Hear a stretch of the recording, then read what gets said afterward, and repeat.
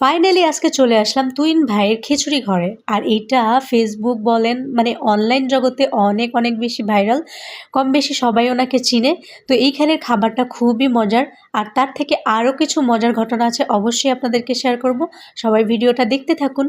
আসসালামু আলাইকুম, hey guys, আপনারা সবাই কেমন আছেন? আশা করি সবাই ভালো আছেন। আলহামদুলিল্লাহ আমি অনেক ভালো আছি। তো আমরা চলে এসেছি হেঁটে হেঁটে মিরপুর ২ নম্বর স্টেডিয়ামের সাথেই। এই হচ্ছে অন্তরা বেগম, এখন বেগম হয়ে গিয়েছে। তো ওনার 2টা বেবিও আছে, আর পাশে আছে যে তুহিন ভাই, মানে ওনার হাজব্যান্ড। একসময় অনেক চিকন ছিল, এখন অনেক মোটা হয়ে গিয়েছে।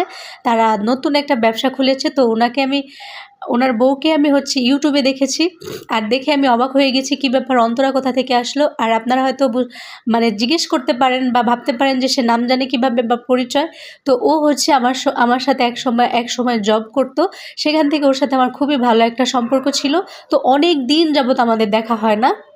তো ও আমাকে ফার্স্টে চিনে নাই, পরে যখন আমি মাস্ক খুলছি তখন আমাকে দেখে তো পুরা একবারে জড়াই ধরছে। তারপরে অনেক কথোপকথন বললাম, নাম্বার আনা নেওয়া করলাম, তো খাবার খাইলাম, তারপরে কিছু ডিসকাউন্ট রাখলো।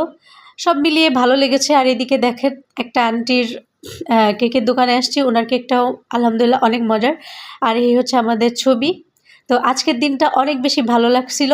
সবাই ভালো থাকবেন, সুস্থ থাকবেন। আল্লাহ হাফেজ।